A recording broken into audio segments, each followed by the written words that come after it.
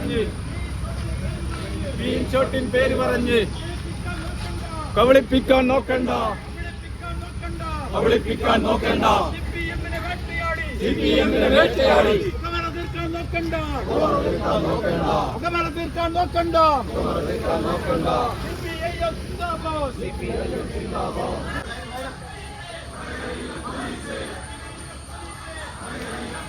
എല്ലാം ലീഗിൻ നേതാക്കൾ നാണമില്ലേ നുണ പറയാൻ.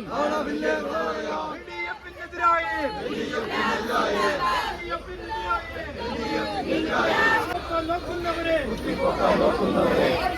വിട്ടികളെ വർഗീയത മെനയുന്നവരെ ഉറവിടമേതെന്നറിയാത്ത സ്ക്രീൻഷോട്ടിൻ പേര് പറഞ്ഞ് കള്ളക്കേസിൽ വേട്ടയാടാൻ യുഡിഎഫിന് വിടുപണി ചെയ്യും. വടകരയിലെ പോലീസ് വെറുതെവിടെല്ലാം നോർത്തോളൂ. കോൺഗ്രസിന്റെ നേതാവ് വിടുപണി ചെയ്യും പോലീസ്. സ്ക്രീൻഷോട്ടിൻ പേര് പറഞ്ഞ് അറസ്റ്റ് ചെയ്യാൻ മടിയന്ത്. ചെമ്മരത്തൂരിലെ പോക്സോ കേസിൽ പ്രതിയെ പിടികൂടുന്നില്ല. മലയാളികളും പീഡകരും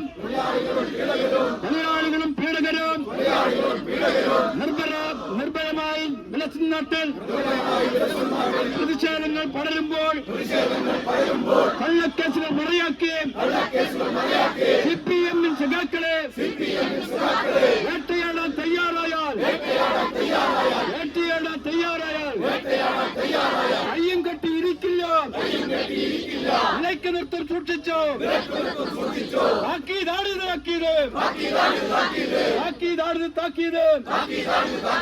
സിപിഎമ്മിൻ താക്കീത്. സിപിഐഎം സിന്ദാബാദ്.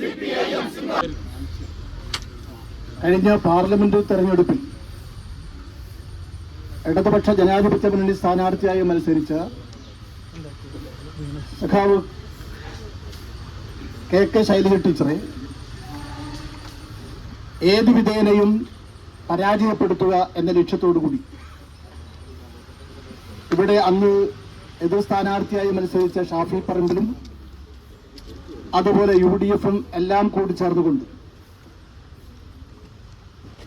ശൈലജ ടീച്ചറെ പരാജയപ്പെടുത്തുന്നതിന് ഒരുപാട് നുണക്കഥകൾ, വർഗീയ വിദ്വേഷം കത്തിജനിപ്പിക്കുന്ന രൂപത്തിലുള്ള വർഗീയ വിദ്വേഷങ്ങൾ, ഇങ്ങനെ നിരവധി പ്രചരണങ്ങൾ അഴിച്ചുവിട്ടുകൊണ്ടാണ് അന്നത്തെ തെരഞ്ഞെടുപ്പ് പ്രചരണത്തിന് UDF നേതാക്കന്മാർ പാറക്കൽ അബ്ദുള്ളയും അതുപോലെ ഷാഫി പറമ്പിലും കോൺഗ്രസിന്റെയും ലീഗിന്റെയും നേതാക്കന്മാരെല്ലാം നാട്ടിലാകെ കലാപങ്ങൾ ഉണ്ടാക്കുന്ന രൂപത്തിൽ, വർഗീയ കലാപങ്ങൾ സൃഷ്ടിക്കുന്ന രൂപത്തിൽ ഉള്ള പ്രചരണങ്ങളാണ് അഴിച്ചുവിട്ടത് എന്ന് ഈ നാട്ടിലെ എല്ലാവർക്കും അറിയാവുന്നതാണ്, ബോധ്യപ്പെട്ടതാണ്. കോഴിക്കോട് സൂപ്രണ്ട് ഓഫ് പോലീസ് റൂറലിന്റെ ഓഫീസിലേക്ക് കാലത്ത് ഇങ്ങനൊരു പ്രതിഷേധ മാർച്ച് സംഘടിപ്പിക്കുന്നതിനിടയായ സംഭവങ്ങളെ സംബന്ധിച്ച് പാർട്ടിയുടെ ഏരിയ സെക്രട്ടറി ഇവിടെ സ്വാഗത പ്രസംഗത്തിൽ സൂചിപ്പിച്ചിരിക്കുക. 10 വർഷത്തിന് ശേഷം UDFിന്, കോൺഗ്രസിനും മുസ്ലിം ലീഗിനും ഭരണം കിട്ടിയിരിക്കുക. ജനാധിപത്യ സംവിധാനത്തിൽ ഇത് സ്വാഭാവികവും സാധാരണവുമാണ്. കോൺഗ്രസും മുസ്ലിം ലീഗും എല്ലാ കാലത്തും ഭരണത്തിന്റെ തണലിൽ വളർന്ന പാർട്ടികളാണ്. ഭരണത്തിന്റെ മർദ്ദനോപകരണങ്ങളെ ഈ രാജ്യത്ത് ഏറ്റവും കൂടുതൽ ഉപയോഗിച്ച പാർട്ടിയാണ് കോൺഗ്രസ്. ഒരു 3-4 ദിവസം കഴിഞ്ഞാൽ അടിയന്തരാവസ്ഥയുടെ 51ാം വാർഷികം നാം ആചരിക്കും. കരുണാകരന്റെ പോലീസ് എന്ന് പറയുന്നത് അന്നൊരു ഫ്രൈസായി. പക്ഷെ 10 വർഷം ഇവിടെ ഭരിച്ചപ്പോൾ കേരളത്തിലെ പോലീസിന് ചരിത്രത്തിലാദ്യമായി കേന്ദ്ര ഗവൺമെന്റിന്റെ 2 അവാർഡുകൾ ലഭിച്ചിട്ടുണ്ട്. ഇന്റർനാഷണൽ ഡെമോക്രസിക്കകത്ത് ലോകത്തിലെ ഏറ്റവും വലിയ എഫിഷ്യന്റ് ആയിട്ടുള്ള പോലീസ് സ്കോട്ട്ലൻഡ് യാർഡ് പോലീസാണ്. ആ സ്കോട്ട്ലൻഡ് യാർഡ് പോലീസിനോട് ഉപമിച്ചുകൊണ്ട് കേരള പോലീസിനെ വിവക്ഷിച്ച അനുഭവം കഴിഞ്ഞ 10 കാലത്തിനിടയിൽ നമുക്കുണ്ടായിട്ടുണ്ട്. കഴിഞ്ഞ 10 കൊല്ലക്കാലം ജനമൈത്രി പോലീസ് എന്നാണ് കേരള പോലീസിനെ അറിയുന്നത്. ആ പോലീസ് പെട്ടെന്ന് മാറണം.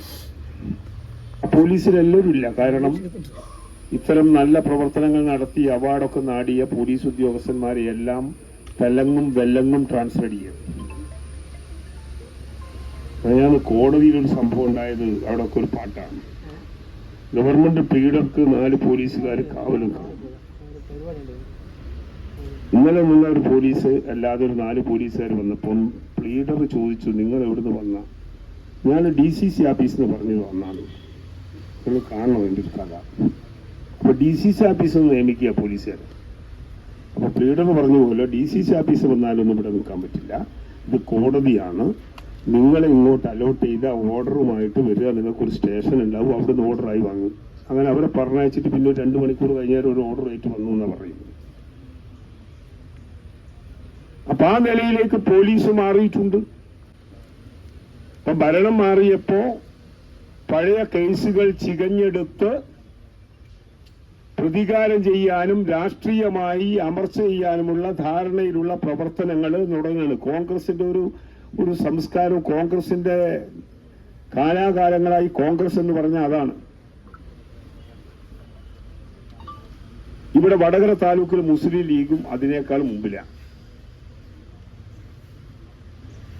ഒരു കാര്യം ഞങ്ങൾ പറയാം, ഞങ്ങൾ പോലീസിന്റെ തണലിൽ വളർന്ന പാർട്ടിയല്ല. പോലീസ് ഞങ്ങൾക്ക് പുല്ലാണെന്ന് മുദ്രാവാക്യം വിളിക്കുകയല്ല. ഞങ്ങളുടെ ജീവിതാനുഭവത്തിൽ പോലീസ് ഞങ്ങൾക്ക് പുല്ലാണ്.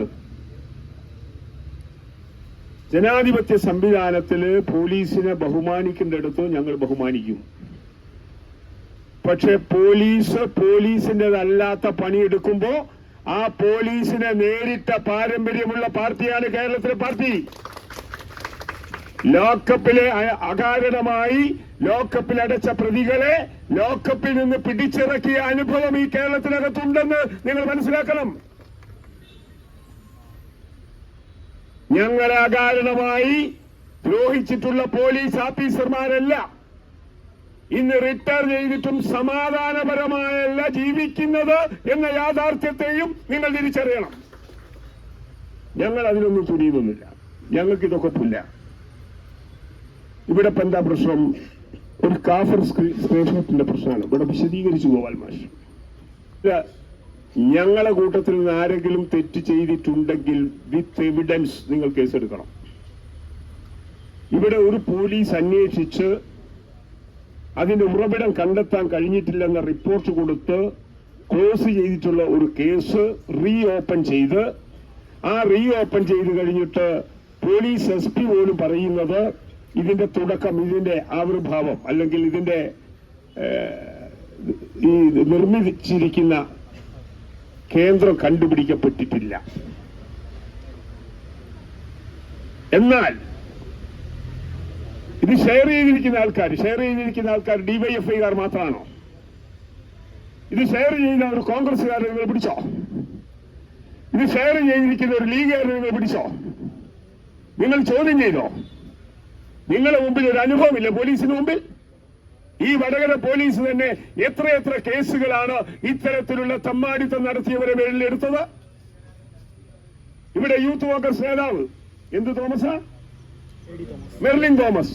ആ മെർലിൻ തോമസിനെ കോടതി ശിക്ഷിച്ചല്ലോ. ആ മെർലിൻ തോമസിനെ ശിക്ഷിച്ചെന്താ? ശൈല ടീച്ചറുടെ പേരിൽ അശ്ലീല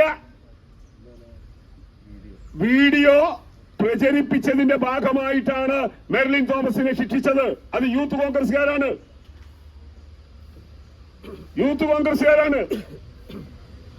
പിന്നെ റിപ്പോർട്ടർ ചാനൽ ഇവിടെ ഈ അടുത്ത കാലത്ത് 24 തെരഞ്ഞെടുപ്പിൽ ഒരു വളരെ പ്രധാനമായ ഒരു കാര്യം കൊണ്ടുവന്നു. എന്താ പ്രചരിപ്പിച്ചത്? ശൈല ടീച്ചറുടെ പ്രസംഗം എന്താ പറഞ്ഞ്?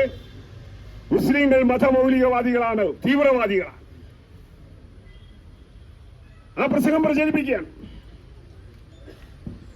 അത് പ്രചരിപ്പിച്ചു കഴിഞ്ഞ് ആരാ പ്രചരിപ്പിച്ചത്? കോൺഗ്രസ് ലീഗുകാരല്ലേ പ്രചരിപ്പിച്ചത്? അതിനെ പ്രതിയായിട്ട് പിടികൂടപ്പെട്ടത് ആരാ? കോൺഗ്രസ്സുകാരല്ലേ? അത് പുറത്തു കൊണ്ടുവന്നു. ഞങ്ങളല്ല പുറത്തു കൊണ്ടുവന്നത്, ഡോക്ടർ അരുണാണ്, റിപ്പോർട്ടർ ചാനലിന്റെ ആളാണ്. റിപ്പോർട്ടറിന്റെ ഒരു അഭിമുഖത്തിനാണ് ടീച്ചർ പറഞ്ഞത്. ടീച്ചർ എന്താ പറഞ്ഞത്? ടീച്ചർ പറഞ്ഞത് കട്ട് ചെയ്യാണ്. ടീച്ചർ പറഞ്ഞു, മുസ്ലിങ്ങൾ മതമൗലികവാദികളാണോ? അല്ല എന്ന് പറഞ്ഞ ടീച്ചർ പ്രസംഗിക്കുകയാണ്. മുസ്ലിങ്ങൾ തീവ്രവാദികളാണോ? അല്ല എന്ന് പറയാൻ. അപ്പൊ മുസ്ലിങ്ങൾ തീവ്രവാദികളാണെന്ന് കട്ട് ചെയ്ത് കൊടുത്തു. അത് അരുൺ ഈ ലോകത്തോട് വളരെ കൃത്യമായി പറഞ്ഞു. അതിന് അതിന് അറസ്റ്റ് ചെയ്താരാ? കോൺഗ്രസ്സുകാരെ, ലീഗുകാരല്ലേ? ഇനി മാഹിയിലെ ലീഗിന്റെ നേതാവ് ഒരു അസ്ലം, പ്രാദേശിക നേതാവ്, ആ അസ്ലമിന് 25,000 രൂപ പിഴ വിധിച്ചതെന്താ? അതും ഇത്തരത്തിലുള്ള അശ്ലീല പോസ്റ്റർ പ്രചരിപ്പിച്ചതിന്റെ ഭാഗമാണ്. ഇല്ല, മറ്റൊരു പ്രചരണം വന്നു ഇവിടെ. എന്താ? ടീച്ചറെ കോവിഡ് കാലത്ത് കേരളത്തിലെ ജനത കക്ഷി രാഷ്ട്രീയത്തിന് അതീതമായി ടീച്ചറമ്മ എന്ന് വിളിച്ചു, ബഹുമാനിച്ചു വിളിച്ചു. ഇപ്പൊ ശൈല ടീച്ചർ സ്ഥാനാർത്ഥിയായപ്പോ ടീച്ചറമ്മയല്ല, ബോംബമ്മയാണ് എന്ന് പ്രചരണം അടിച്ചു. ബോംബമ്മയാണ്. അതെന്താ? അത് പ്രചരിപ്പിച്ചത് എന്തിനു പേരില? മർക്കസിന്റെ ലെറ്റർ പേടില്ല. അത് പ്രചരിപ്പിച്ച് ടീച്ചറെ ഡിമോറൈസ് ചെയ്യാനാണ്. മർക്കസുകാർ പരാതി കൊടുത്ത് അവിടെ എന്താ പ്രശ്നം? മർക്കസ് എന്ന് പറയുന്നത് AP വിഭാഗമാണ്. AP വിഭാഗം, അതിനകത്തുള്ള നല്ലൊരു ശതമാനം ആളുകൾ ഇടതുപക്ഷക്കാരാണ്, ഇടതുപക്ഷ സഹയാത്രികരാണ്, ഇടതുപക്ഷത്തിന് വോട്ട് രേഖപ്പെടുത്തുന്നവരാണ്. അപ്പൊ അവരുടെ ഇടയിൽ വോട്ട് തട്ടിയെടുക്കാൻ വേണ്ടിയിട്ടുള്ള പ്രചരണമായിട്ടാണ് ആ പ്രചരണം നടത്തിയപ്പോ മർക്കസിന്റെ പരാതിയുടെ പിടിച്ചപ്പാര ലീഗുകാരനെ പിടിച്ചത്. ബഹുമാനപ്പെട്ട സൂപ്രണ്ട് ഓഫ് പോലീസ് SP അവരോട് വളരെ വിനയത്തോടെ പറയാണ്, നിങ്ങൾ പൂർവകാല ഇവിടത്തെ പ്രവർത്തനങ്ങളെ പരിശോധിക്കുമ്പോ ഈ ഗ്രീൻ ഷോട്ടിന്റെ പേരിൽ നിങ്ങൾ ആദ്യം അറസ്റ്റ് ചെയ്ത് ചോദ്യം ചെയ്യേണ്ടത് ഇവിടത്തെ യൂത്ത് കോൺഗ്രസ്സുകാരെയും യൂത്ത് ലീഗുകാരെയുമാണ്, DYFIക്കാരെയല്ല. നിങ്ങളുടെ മുമ്പിലുണ്ട് ഒരു DYFIക്കാരനും ഇത്തരത്തിലുള്ള ഒരു പ്രചരണവും നടത്തിയിട്ടില്ല. നടത്തിയ അനുഭവം ഈ കേരളത്തിൽ ഉണ്ടായിട്ടില്ല. അത് ഷെയർ ചെയ്ത അതിന്റെ അടിയിൽ ഞങ്ങളുടെ പാർട്ടിയുടെ പ്രതിനിധികളോ മറ്റാരെങ്കിലും ഷെയർ ചെയ്തിട്ടുണ്ടെങ്കിൽ അത് ഷെയർ ചെയ്തതിന്റെ അടിയിലുള്ള കാര്യം നിങ്ങളൊന്ന് മറച്ചു വെക്കുന്നത് ഇത് അപകടകരമാണ്. ഇത് പ്രചരിപ്പിക്കരുത് എന്ന് അടിക്കുറിപ്പിട്ടിട്ടുണ്ട്. ഞങ്ങൾ പറയുന്നു, ഞങ്ങൾ എടുത്തേണ്ടത് ആ അടിക്കുറിപ്പിട്ടിട്ടുണ്ട്. നിങ്ങൾ ഞങ്ങളുടെ നേതാക്കന്മാർക്ക് നേരെ തിരിയുന്നുണ്ടല്ലോ.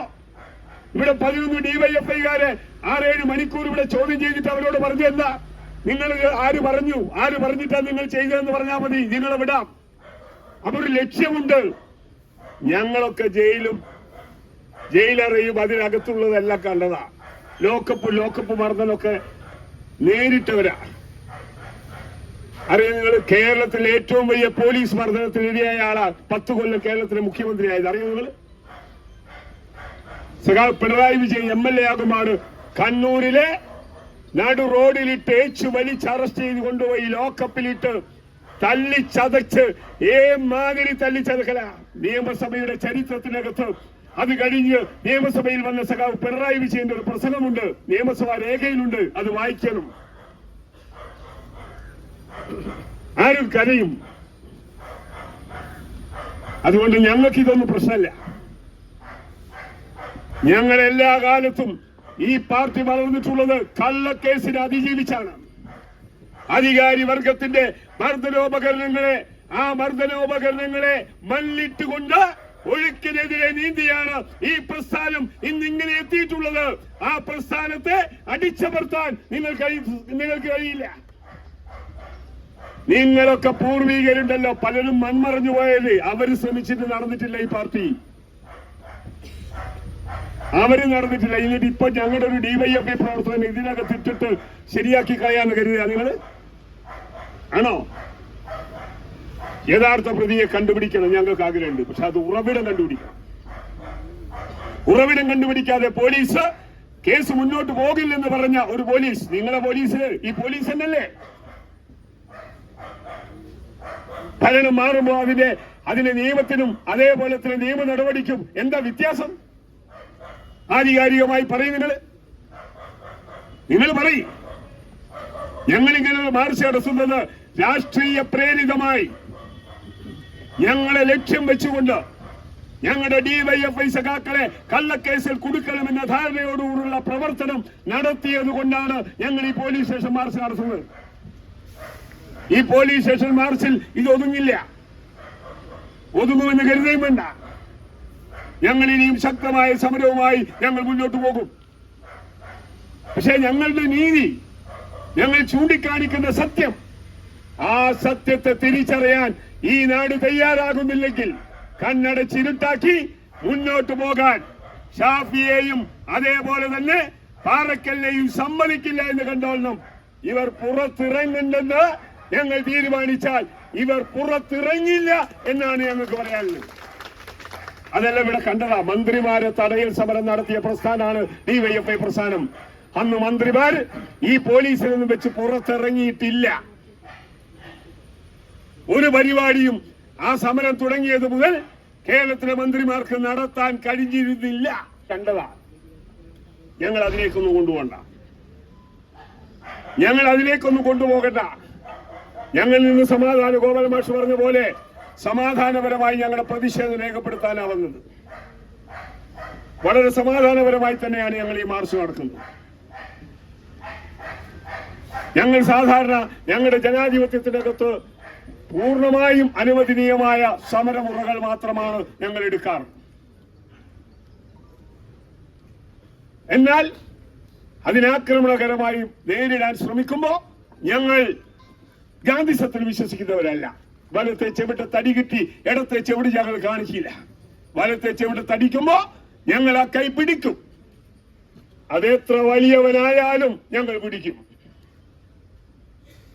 അത് നിങ്ങൾ മനസ്സിലാക്കണം. അതുകൊണ്ട് ഈ കാര്യത്തിനകത്ത്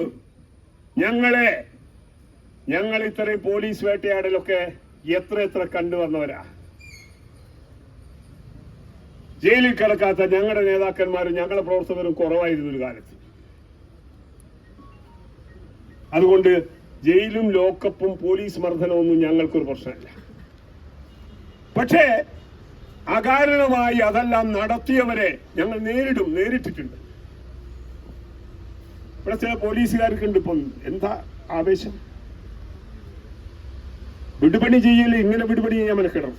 ആ പോലീസുകാരനൊന്നും നേരാം വണ്ണം റോട്ടിലിറങ്ങി അവരെ വീട്ടിലേക്ക് പോകാൻ കഴിയാത്ത അവസ്ഥ സൃഷ്ടിക്കണമെന്ന് ഞങ്ങളെ പാർട്ടി തീരുമാനിച്ചാൽ അത് സൃഷ്ടിച്ചതുപോലെ തന്നെ ഉണ്ടാകും എന്ന് കൂടി ഞാൻ ഓർമ്മിപ്പിക്കുക. ഒക്കെ നേർക്ക് നേരെ ന്യായമായി കാര്യങ്ങൾ കൈകാര്യം. ഞാൻ എന്റെ സംസാരം തുടങ്ങുമ്പോൾ പറഞ്ഞു, ഇന്ത്യയിലും ലോകത്തും കേരളത്തിലെ പോലീസിനെ സംബന്ധിച്ച ഒരു അഭിപ്രായം 10 വർഷം കൊണ്ടുണ്ടായിരുന്നു. ജനമൈത്രി പോലീസ് എന്ന നിലയിൽ എഫിഷ്യന്റായ പോലീസ് വിഭാഗം എന്നത് അത് തകർക്കരുത്. അത് തകർക്കുന്ന സമീപനമാണ് കഴിഞ്ഞ 2 മാസമായി നമ്മൾ കണ്ടുകൊണ്ടിരിക്കുന്നത്. ഏതെല്ലാം കേസുകളാണ് ഇപ്പൊ ചികഞ്ഞെടുക്കുന്നത്. മുഖ്യമന്ത്രി ആക്രമിക്കാൻ തുടങ്ങിയവരെ തടുത്തു നിർത്തിയ സഖാവ് EP ജയരാജൻ, ഞങ്ങളുടെ പാർട്ടി കേന്ദ്ര കമ്മിറ്റി അംഗം EP ജയരാജന്റെ പേരിൽ കേസെടുക്കുക. എത്ര കൊല്ലായി അത് സംഭവിച്ചിട്ട്.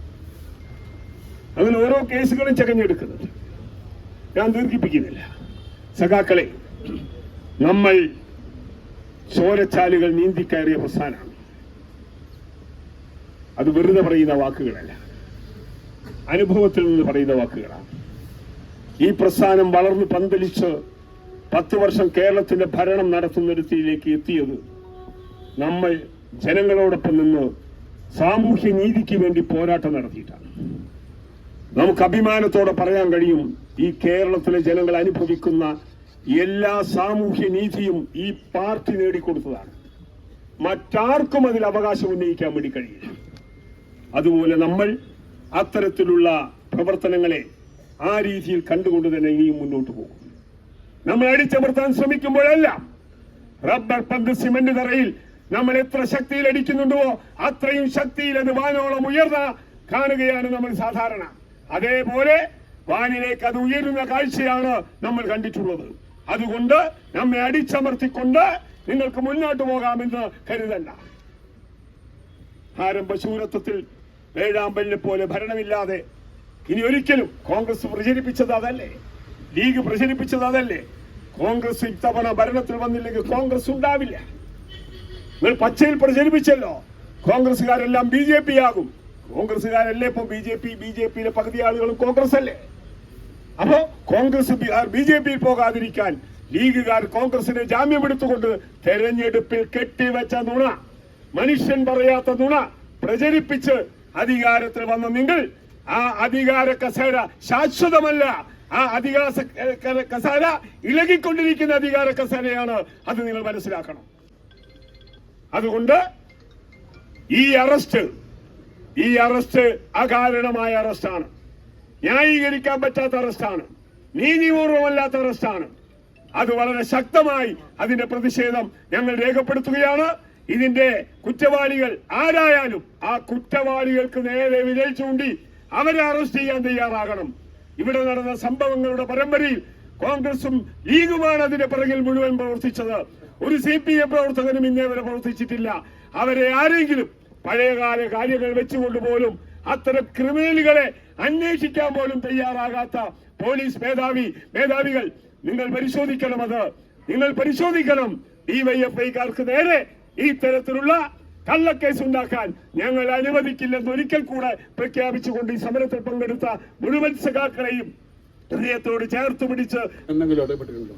ഞാൻ പറഞ്ഞാൽ ലതിയോട് ചോദിക്കണം, എനിക്കറിഞ്ഞൂടാ. ലതിക എങ്ങനെ ഇതിനകത്ത് ഇടപെട്ടായിട്ടുള്ള ഒരു വിവരം നമുക്ക് ആർക്കും. അന്നേരം വെച്ച് ലതികയുടെ മൂത്തമൻ ഞാൻ പറഞ്ഞു അവനവിടെ വന്നയക്കാൻ കണ്ടിട്ടില്ല, ഞാൻ കാണാണ്ടോ വന്നിട്ടുണ്ടോ എന്ന് എനിക്കറിയില്ല. അപ്പൊ കാര്യങ്ങൾ പോകുന്ന ഒരു പ്രത്യേക സർക്കിളിൻ്റെ അകത്തേക്കാണ്. നിങ്ങൾക്ക് ഓർമ്മയുണ്ട്, ഇവിടെ വെച്ചിട്ടാണ് മോഹനമാഷെ സഖാവ് എംദാസന്റെ ചരമദിന പരിപാടിയിൽ പങ്കെടുക്കാൻ ഓറോട് വന്ന് മടങ്ങിപ്പോകുന്ന മോഹനമാഷെ ഇവിടെ വെച്ച് അറസ്റ്റ് ചെയ്തു. ചന്ദ്രശേഖരൻ കേസ് 1.5 കൊല്ലം ജയിലിലടച്ച് വളരെ ക്രൂരമായി മോഹനമാഷെ പീഡിപ്പിക്കുന്ന അവസ്ഥ ഉണ്ടായി. ഇതലിന്റെ നിജസ്ഥിതി കാണാനൊന്നുമില്ല. അവർ ഉദ്ദേശിക്കുന്ന ചില വ്യക്തിത്വങ്ങളെ വളരെ ക്രൂരമായി പീഡിപ്പിക്കുക എന്നുള്ളതാണ് ഇത്തരം അന്വേഷണത്തിലൂടെ അവർ ഉദ്ദേശിക്കുന്നത്.